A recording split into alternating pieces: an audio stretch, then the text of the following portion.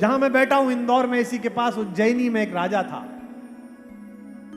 उसका बेटा बहुत प्यारा बच्चा था, छोटा। वो राजा अचानक मारा गया, उज्जैनी का। उसका छोटा भाई मुंजनाथ, वो भी बड़ा त्यागी, तपस्वी, बड़ा साधु संतों की सेवा करने वाला। जब राजा मर गया तो युवराज 5 साल का था। युवराज का नाम था भोज। नाम सुना है? सुना है नाम? इसके नाम पर भोपाल है, भोजपाल, धारा नगरी का राजा।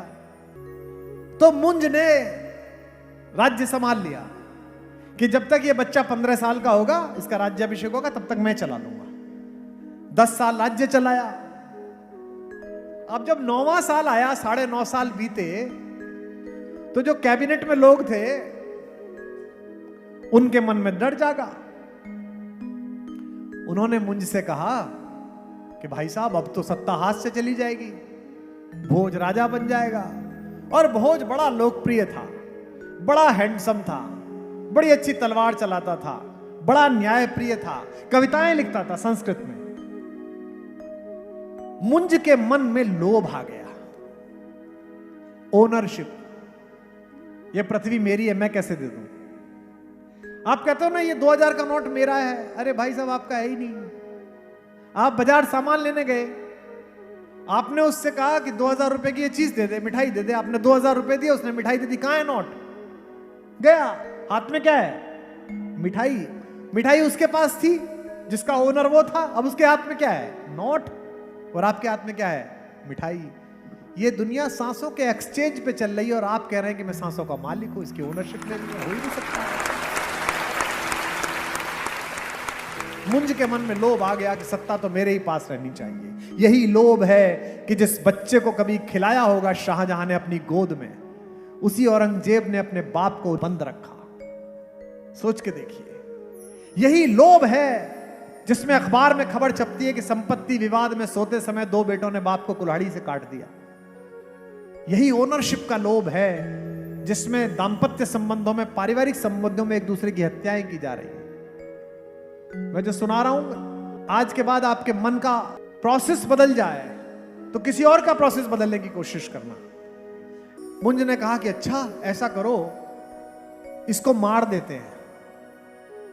उसने अपने सबसे विश्वास पात्र सेनापति को बुलाया और कहा कि तू ना राजकुमार को जंगल ले जा, शिकार खेलने के बहाने। और वहां जब राजकुमार अकेले हों, निहत्ते हों, तो तलवार से उनका सिर काट देना और मुझे तलवार लाके दिखाना। सेनापति को समझ में नहीं आया। उसने कहा ये मेरी आज्ञा है, मैं राजा हूं, जा। सेनापति चला गया। जब जंगल में गए तो सेनापति के माथे पर पसीना आने लगा। सात्विक लोगों को देखकर बुरे विचार अक्सर पसीने से भर जाते हैं। तो भोज ने पूछा कि इतने घबराए हुए क्यों लग रहे हो? तो सेनापति ने कहा कि युवराज, एक बड़ा कठिन और नीचतापूर्ण काम करने जा रहा हूं, जिसके लिए ईश्वर मुझे क्षमा नहीं करेगा।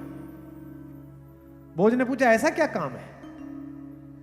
उसने कहा आपके चाचा ने, राजा मुंज ने मुझे यह कहा है कि मैं आपको मार दूं ताकि वो राजा बने रहे। तो भोज घोड़े से नीचे उतर गए और घुटनों के बल बैठ गए और कहा कि अगर राजा ने आज्ञा दी है तो राजा आज्ञा पूरी कर। तो वो रोने लगा। उसने कहा ये तलवार आपके पिताजी ने मुझे भेंट की थी जब मैं सेना में भर्ती हुआ था।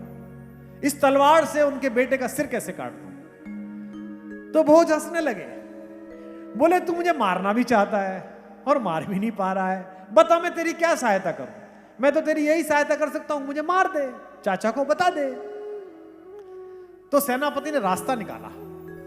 बोला एक काम करिए, ये धार की पहाड़ी पार करने के बाद मेरी एक बहन रहती है और आप तो वैसे भी साधु स्वभाव के आदमी हो, आप तो कहते भी मुझे साधु बनना है, मुझे सन्यास लेना है। आज ही से सन्यास शुरू करिए। आप मेरी बहन के घर रहिए और वहां से आगे निकल जाइए हिमालय। आप भी बच गए। और बोले तू क्या करेगा? बोले ये जो हमने अभी शिकार किया है, इसके खून को मैं लगाकर तलवार पर राजा को दिखा दूंगा कि आपको मार दिया। बोले ये ठीक है, जा, मैं तेरी बहन के घर विश्राम करता हूं। तो बोले एक सेकंड सुन, मेरा चाचा तुझसे पूछेगा कि जब मैं मर रहा था तो मेरे मन में क्या था। बोले हाँ ये पूछ सकता है। तो बोले मेरे चाचा बड़ा विद्वान आदमी है, मेरी ओर से श्लोक दे देना। उसने भोजपत्र उठाया, एक लकड़ी ली और जो पशु मारा गया था उसके खून में डुबो के श्लोक लिखा और राजा मुंज को पहुंचा दिया। वो श्लोक था कि मानधाता च महीपति कृतयुगा लंकार भूते गतः अन्ये चाप युधिष्ठिर प्रभृति। मैं हिंदी में आपको अर्थ समझा देता हूं। भोज ने लिखा कि अरे चाचा जी, एक राजा हुए मानधाता, वो भी खाली हाथ चले गए। एक हुए इक्ष्वाकु, वो भी ऐसे ही चले गए। युधिष्ठिर आए, उन्होंने पृथ्वी जीती, वो भी ऐसे ही चले गए। बट ये सब निकम्मे राजा थे, ये बहुत बेकार लोग थे, ये सब मरे, इनके साथ जमीन नहीं गई। आज मुझे पहली बार यकीन हो गया चाचा जी, जब आप मरोगे तो पृथ्वी आपके साथ जाएगी, तय बात। मुंजत्वयाम यास्यति, हे मुंजे तुम्हारे साथ जाएगी। चाचा ने श्लोक पढ़ा और रोने लगा। ने कहा हाय राम, ये क्या हो गया, देवता जैसा भतीजा मार दिया। और कहने लगा मुझे उस जगह ले जाओ जहां मेरे भतीजे पर तूने तलवार चलाई। अब मैं संन्यास ले लूंगा, अब मैं मर जाऊंगा, आत्महत्या कर लूंगा। तो सेनापति हंसने लगा, बोला मुझे पता था आप ऐसा ही करोगे, और मुझे पता था कि आप मन के बुरे नहीं हो। आपके चारों तरफ जो लोग हैं वो मन के बुरे, उन्होंने आपकी बुद्धि भ्रमित की है। कैकेयी बुरी नहीं है, मंथरा बुरी है।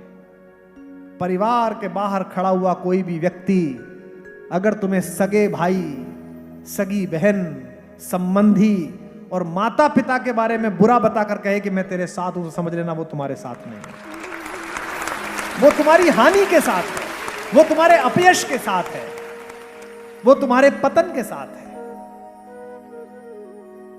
तो उसने कहा कि मुझे पता था कि ये सारे दरबारी आपके बदमाश हैं, आप अच्छे आदमी हो। राजा भोज मरे नहीं है, युवराज मरे नहीं है, वो मेरी बहन के घर है। राजा ने घोड़ा निकाला, दौड़ाता हुआ धार के पर्वत पार करता हुआ गया और भोज के पास चरणों में लिपट के रोने लगा। भोज ने चाचा को उठाया और गले लगाया और कहा चाचा क्या बात हो गई, आपकी इच्छा अनुसार तो मैं साधु बनना चाहता हूं। उसने कहा नहीं, यह संभव नहीं है, साधु तो मैं ही बनूंगा, अब तू राजा बनेगा। और मुंज अप्रतिम साधु के रूप में विख्यात हुए और भोज यशस्वी राजा के रूप में। इस कहानी का मतलब क्या है, जब तक इस संपत्ति को, इन संबंधों को, इन जगहों को कस्टोडियन मान के इनकी सेवा करोगे, ये तुम्हें वापस पलट कर देंगी। जिस दिन इनके ओनर बन जाओगे उस दिन सब हाथ से छूट जाएगा, सब चला जाएगा, ओनरशिप चला जाएगा।